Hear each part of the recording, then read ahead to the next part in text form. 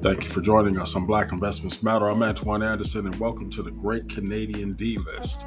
Let's see how it's going to affect us here in the United States, or if it can affect us here. Now, going back to my cryptocurrency mining days, and if you've been with this channel for any amount of time, you realize or you know that I've used Uphold a lot. I use it as a wallet initially for my crypto mining endeavors on NiceHash, and I was moving funds directly into the wallet there. That's before all the taxation and everything that kind of killed my cryptocurrency mining operations. But even then, Uphold had an advantage over some of the other centralized exchanges I was using, like Coinbase and Gemini and Kraken.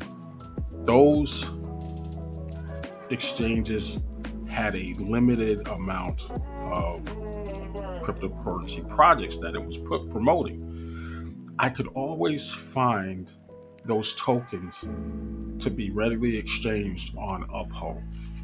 Um, Many of us have woke up to the news today that, at least in Canada, there is going to be a radical change. Several projects are now being delisted off of the Uphold exchange in Canada, in compliance with their Securities and Exchange Commission in that country. However, what that also means is that two of those tokens are two of the most profitable coins being mined today. I'm speaking, of course, of Casper and Dogecoin. If you look at the list on what to mine right now, those are two of the most mined or most profitable mined coins that are out there. In addition to those two coins that are being delisted, you also had Shiba Inu, Stellar, and VChan, to name a few. They went ahead and made this decision to comply with some SEC changes that are going through their houses of parliament, I guess it is, and are seeking to further limit this industry from ever seeing the light of day again in that country. But the question is, will that follow suit here in the United States? Well, let's take a look at some of the information that's come out today, okay? The main takeaway from this delisting is the types of coins, or the coin names, the brand names that are being delisted in the Canadian exchange.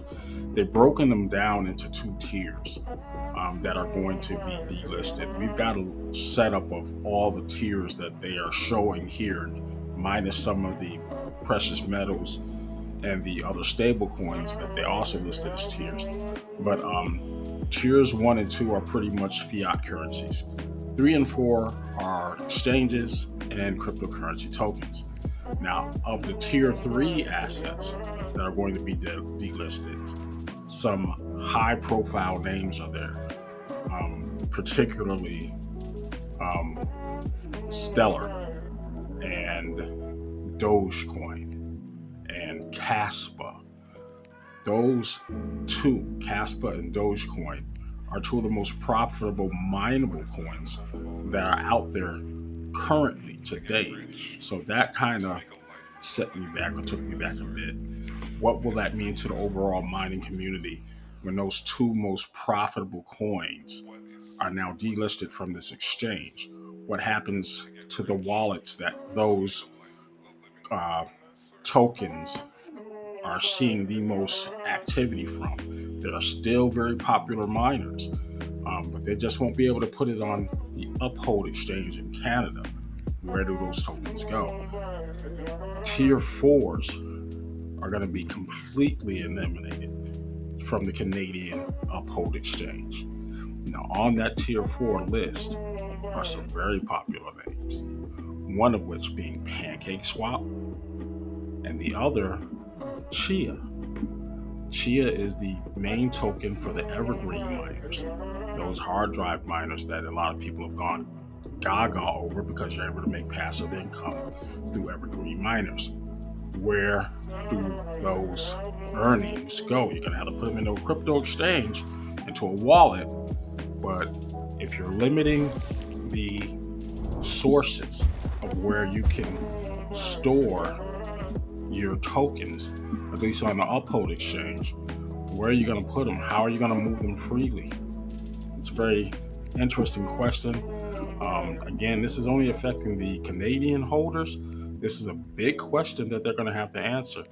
Um, what do you think will be the outcome of this? I kind of got my feelings that it's going to cause or gives credibility to the fact that maybe, just maybe, this may be the catalyst that triggers other coins to go hyperbolic in the new year. Let me know what you think and leave your comments below. I really think that in this rush, and they have until the 15th of January to move their earned tokens off of their exchange into another exchange. One, I hope that will primarily be as easy to cash in and out of their wallets as Uphold was. That's for our Canadian friends. Let me know what you think will be the end result of all this shifting. Remember, not all money is good money. Watch how you spend it. I'll talk to you very, very soon.